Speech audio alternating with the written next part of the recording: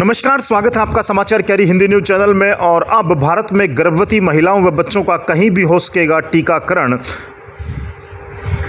Mission इंद्रधनुष अभियान के लिए सीएमओ ने की अपील। आइए सुनते हैं क्या कहा सीएमओ झज्जर डॉक्टर ब्रह्मदीप सिंह ने। ओर से IMI इंटेंसिफाइड मिशन इंद्रधनुष कार्यक्रम चलाया जा रहा है। इसको अगर सीधी भाषा में हम समझना चाहें तो जो वैक्सीन प्रिवेंटेबल डिजीज़ हैं, जो लगभग 12 बीमारियों से बचाने के लिए जो टीके होते हैं, उन टीकों में ऐसा होता है कभी कोई बच्चा छूट भी जाता है, तो उस कमी को पूरा करने के लिए ये कार्यक्रम चलाया जा रहा है।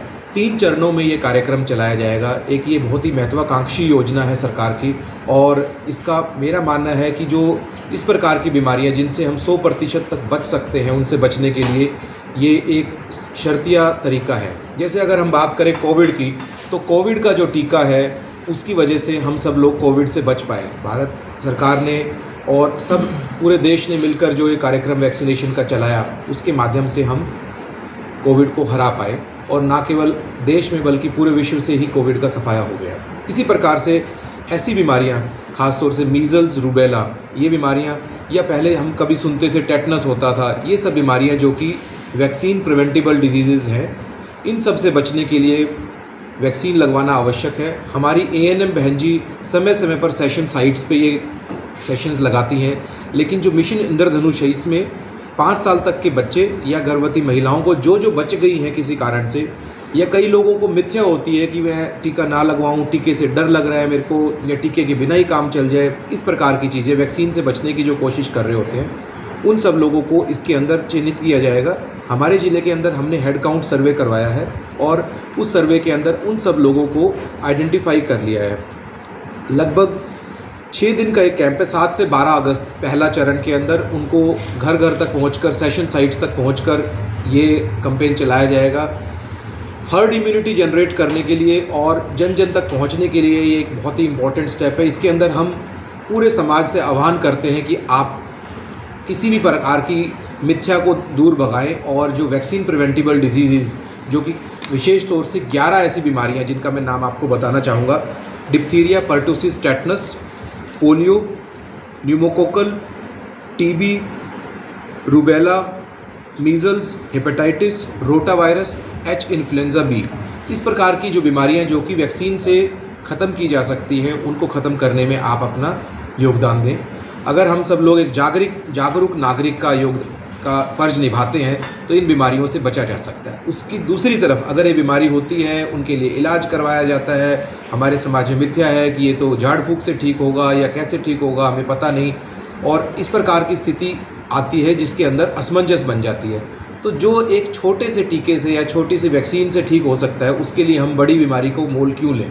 तो मैं सभी समझदार जनों से, आम जन से निवेदन करना चाहूँगा, साथ में अपने स्वास्थ्य विभाग के सभी सेनानियों से अपील करना चाहूँगा कि इस कार्यक्रम के अंदर, मिशन इंद्रधनुष के अंदर, आप पूरी ज़ोर शोर से काम करें और इन बीमारियों को भगाने में, हराने में अपने देश का योगदान दें। जय हिंद। पानीपत की चौथी लड़ाई, यानी कि वो कैंपेन जो बेटियों को बचाने के लिए हमारे माननीय प्रधानमंत्री जी ने शुरू किया था हरियाणा की धरती से, धीरे धीरे करके उसके रिजल्ट्स बेहतर आने लगे हैं। आज हमारा जिला झज्जर की अगर बात करें, तो पिछले साल और इस साल के अंदर जो कार्य किया, उसका भी प्रभाव धीरे धीरे नज़र आने लगा है।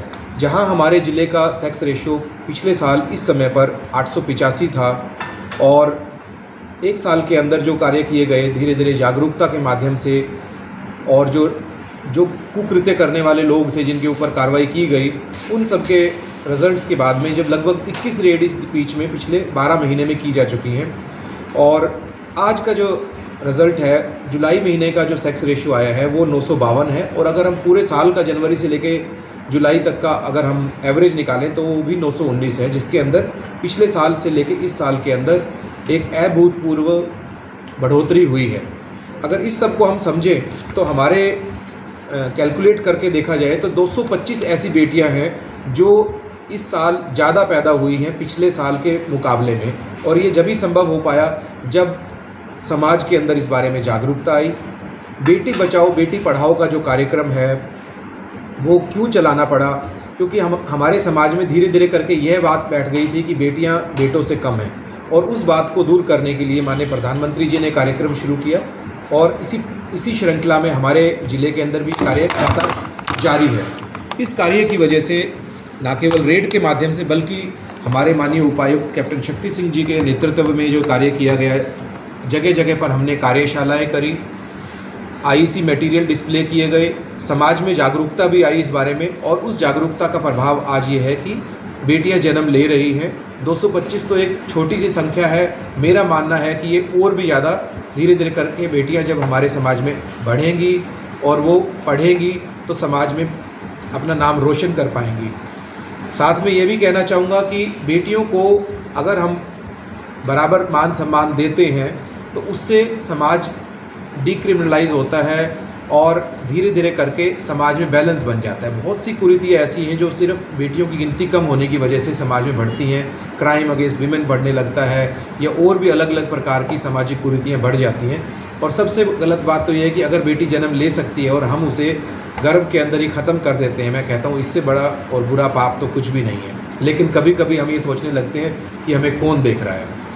मैं कहना चाहूँगा ऊपर वाला तो आपके ऊपर पूरी नज़र बनाए हुए है, भगवान और ऊपर वाला अच्छे से आपको नज़र बना रहे हैं और अगर कोई इस प्रकार का गलत काम कर रहे हैं तो उसको तो सज़ा ज़रूर मिलेगी। लेकिन साथ के अंदर इस प्लेटफॉर्म के माध्यम से मैं ये स्वास्थ्य विभाग की ओर से या जिला प्रशासन की ओर से या प्रदेश सरकार की ओर से उन लोगों को जो कि इस प्रकार का कुकृत्य करते हैं उनको ये चेतावनी देना चाहूँगा कि वो इस प्रकार का कार्य ना करें। हम लोग आपके ऊपर लगातार नज़र बनाए हुए हैं। पिछली 24 रेड के अंदर हम 50 से ज़्यादा लोगों को अरेस्ट करवा चुके हैं और उसी का प्रभाव है कि धीरे धीरे करके बेटियों की संख्या हमारे समाज में बढ़ने लगी है।